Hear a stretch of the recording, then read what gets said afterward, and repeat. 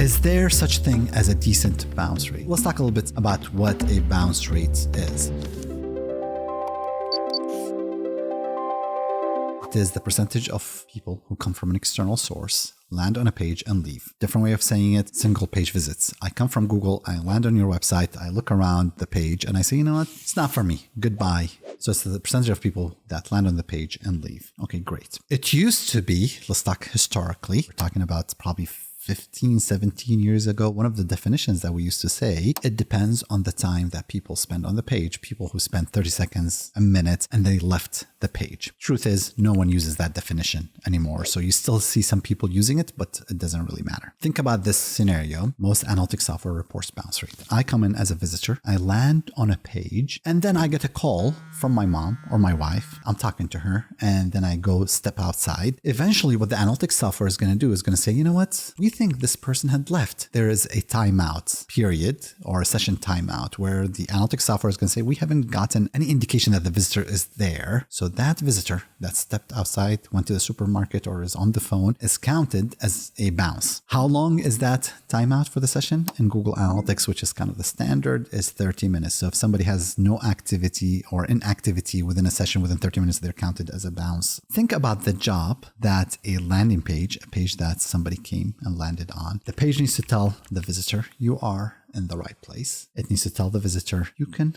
trust us. And then it needs to tell the visitor, here's the information that you're looking for. 3 different things that the page needs to do. A bounce rate, or when a visitor bounces, is telling you that the page failed in one of those 3 different things. Either we couldn't tell the visitor that, hey, you're in the right place, or you can trust us, or, oh, here's the information that you need. Most of the time, I think the problem is in the second area where people say, can I trust this site? Maybe I cannot trust this website. I recall back early 2000s, it used to take people around 5 to 10 seconds to decide whether they trust a website or not. Some of the research that we've done, kind of like in the 2009, 2010, I forget the exact date, showed us that people are making the decision in less than half a second. You flash a page and somebody right away decides, oh, I can trust them. No, I can't. So a high bounce rate could mean that people don't trust the site. Is there such thing as a decent bounce rate? One thing that people like to report on is the average bounce rate for different websites. And I think it is such a bogus number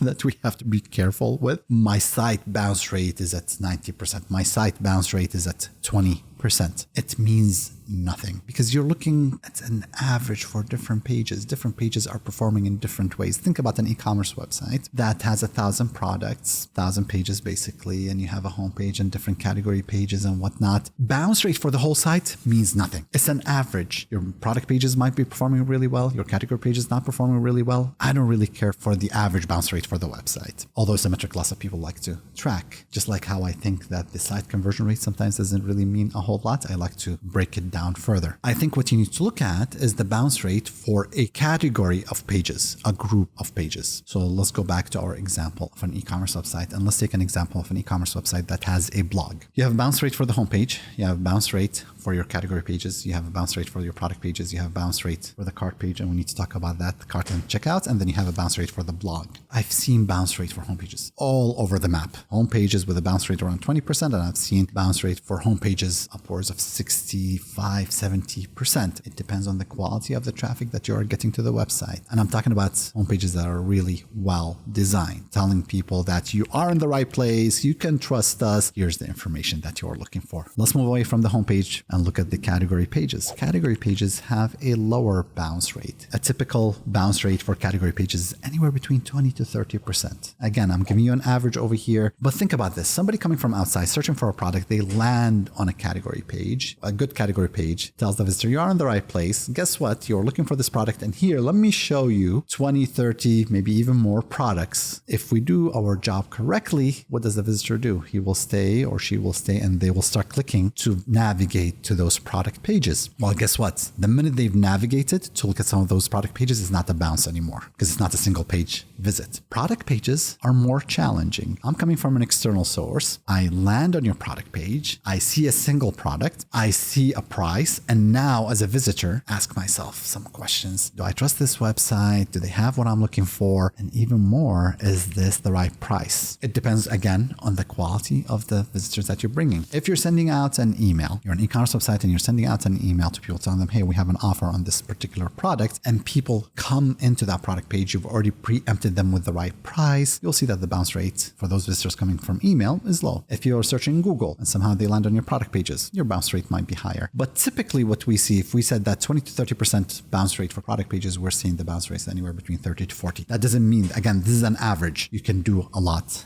better. Let's think about the cart and the checkout. It's funny whenever people start talking about the bounce rate for the cart and the checkout. Again, bounce rate is about entrances, people entering from an external source and leaving. Most people should not be entering from external source, your cart. Even less people should be entering the site and during the checkout. Bounce rate in the cart and the checkout doesn't mean a whole lot. If your analytics is telling you that you have lots of entrances in the cart page or the checkout, you need to look at this very carefully. Why and how are people entering my funnel, my checkout funnel, from an external source? Where are they coming from? Lots of times we see this if we have software that handles cart abandonment, so sending out emails, bringing people to the cart. I can understand that, but if you don't have that and you're seeing high entrances in your cart and checkouts, I would look at that very carefully and analyze that very carefully. The final area that you want to look at is blogs. And blogs are an interesting creature. A well-written blog provides the user or the visitor all the information that visitor needs. When a user lands